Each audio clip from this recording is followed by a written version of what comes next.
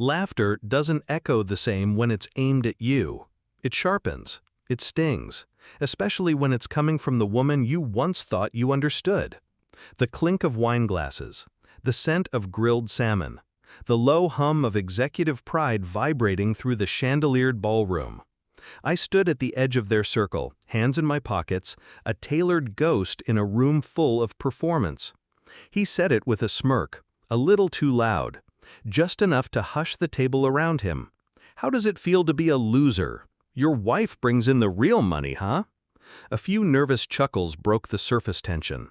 Then came her laugh, my wife. Too real, too quick. And in that moment, I didn't hear a joke. I heard confirmation. I smiled, calm, still. Then I turned, not to him, not to her, but to the one who mattered. "How does it feel," I asked the CEO, "to know that this loser owns 90% of your company?" Silence didn't fall. It collapsed. His glass trembled mid-air. Her fork stopped halfway to her lips. The smirk died on the coworker's face. And I just kept smiling. It started a month before. A missed call at 11:47 p.m. Her phone buzzed twice. She didn't hear it. She was in the shower. But I heard the name. Jeremy. Work. I didn't check the message. Didn't need to. I watched. Listened. The way she laughed louder at dinner parties when he was around. How her perfume changed. How she wore lipstick even when we weren't going anywhere.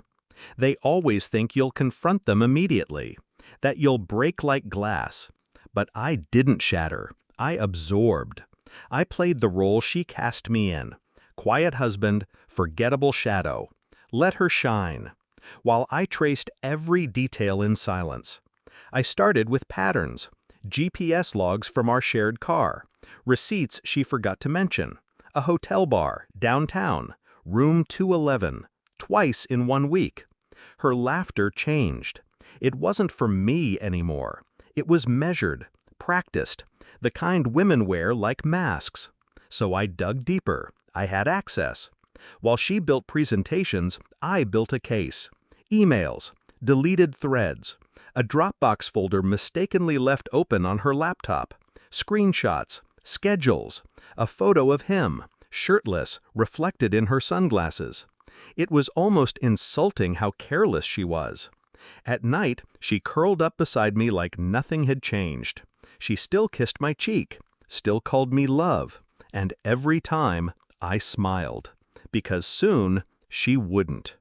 The final piece came 3 days before the dinner, a voicemail, unsent. She must have recorded it, hesitated, never pressed send. "I'm trying to leave him, Jeremy. It's just complicated. He's too calm, like he already knows." She was right. I did. I made a copy, sent it to my attorney, filed the final acquisition paperwork the next morning. The company Jeremy worked for, the company she bled for, was now mine. A quiet, backdoor acquisition, purchased through a shell corp she'd never trace. Her career, his job, their pride. Now, assets. Mine. Back to the ballroom. The room had frozen mid-breath. I watched the CEO pale like winter marble. Jeremy's lips parted, but no sound came. She looked at me like I'd spoken in tongues. Not fear, not guilt, just confusion. Good. Let her wonder. I reached into my pocket and pulled out the folder. "You'll want to read this before Monday," I said to the CEO. "Your board will." He took it with shaking hands, flipped through 1 page. 2, stopped.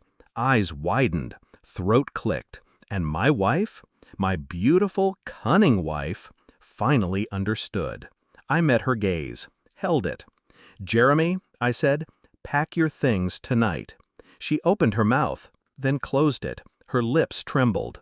I leaned closer, whispered, "You should have laughed with me." They didn't follow me when I left. I walked out of the ballroom without looking back. No one stopped me, not even her. Outside, the night air bit cold against my face, but I welcomed it. It reminded me I was awake now, done pretending. People talk about heartbreak like it kills you, but I didn't die. I became something else, something sharper. She thought silence meant weakness. She forgot silence is where knives are sharpened. She used to call me her safe place. Now, I'm the consequence. Final line, she laughed too soon. I waited until it mattered.